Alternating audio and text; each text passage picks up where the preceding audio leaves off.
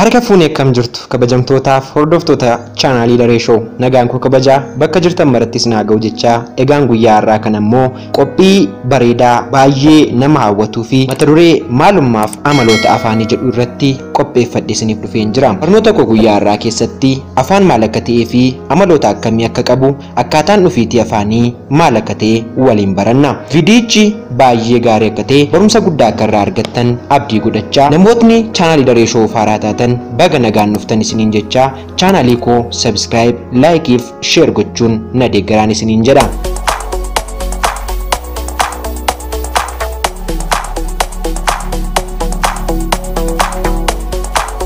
Maalummaa fi amaloota afaanii. Hayyoonni garee adda addaa yeroo garaagaraa keessatti afaaniif hiika kennanii jiru, kennaas jiru. Afaan jireenya dhala namaa keessatti iddoo guddaa waan qabuuf waa'een afaanii daangaa hubannoo namaatiin ol ta'uu mala.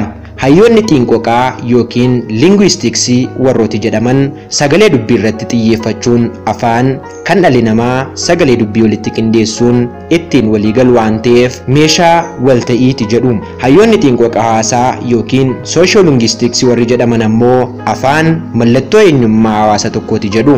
Kanneen walitti dhufeenya afaanii fi xiinqoqa aadaa qoratanis gama isaaniitiin afaan baattuu aadaati jedhanii hiikuu yaalu. Akkuma dhala namaa afaanis dhalachuu, guddachuu fi du'uu ni danda'a. Dhalachuun afaanii afaan duraan ture tokkorraa argamuu isaa yoo ta'u, ogbarruu garaagaraa horachuun hawaasa biratti beekamuun isaa ammoo guddachuu afaanichaan wal qabata. Yoo namni afaanichaan afaan hiikkatu hin jirre ammoo afaanni sun ni du'e jechuu dandeenya. Akka afaanii waan darbe tokko isa maatiin wal qabsiisee isa dhufuuf qopheessuu kan danda'u meeshaan biroon hin jiru. Kanaafuu maalummaan afaanii daangaa bakkaa fi yeroo ce'ee deema jechuudha. Haa ta'u malee aadaa hawaasa itti fayyadamu afaanii irratti adda addummaa ni argama. Adda addummaa uumamu kun unkaa fi gama hiikaatiin ta'uu mala. Lamaanuu garuu caasaa qabu. Caasaan kun ammoo seera ittiin buluu qaba. Caasaan afaanii seera dhabees hin jiru. Afaan tokko keessatti caasaaleen of danda'anii dhaabbatan walitti dhufuudhaan caasaa isaanii irra guddaa ta'e tokko ijaarratu. Caasaaleen kunniin ammoo sadarkaa dhamsagaatii hanga sadarkaa himaatti jiraachuu danda'u. Kanaafuu akka sagaloota lubbuu qabeeyyii biroo kan walitti fufiinsa qabanii fi addaan citinsa kan hin qabne miti. Gama biraatiin caasaaleen kunniin afaan tokko keessatti lakkoofsaan murtaawaa ta'anis dachaan tajaajiluun barreeffamoota hedduu ta'uu danda'u. Caasaaleen kun ammoo seera ittiin to'ataman qabu. Kana irratti wanta adda bahuu qabu tokko afaan uumama isaa irratti akka feetee ta'e tokko itti fayyadama irratti seeraan buluu isaati. Afaan tokko baruuf bakki guddinaa murteessaadha. Kana jechuun daa'imni tokko bakka feetettuu dhalattu iddoo isheen itti guddatte sun afaan baruu irratti gahee guddaa qaba. Kunis aadaa keessatti guddatte sana faana bu'uun kan geggeeffamu ta'a.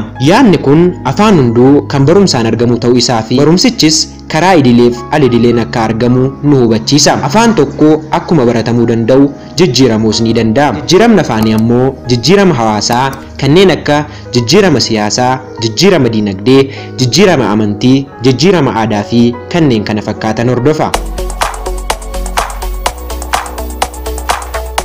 Hawaasni tokko afaan isaatiin naannoof aadaa isaa akka garaa isaatti ibsachuu danda'a. Afaan hawaasa kamiiyyuu dhimma hawaasummaa kanaaf ooluu irratti hir'ina hin qabu. Irraa kan ka'e afaan hunduu wal qixa jechuu ni dandeenya. Kana jechuun ammoo afaan tokko sagaloota, jechoota, gaaleewwanii fi waan kana fakkaatan qabaachuun isa biraa hin caalu jechuu miti.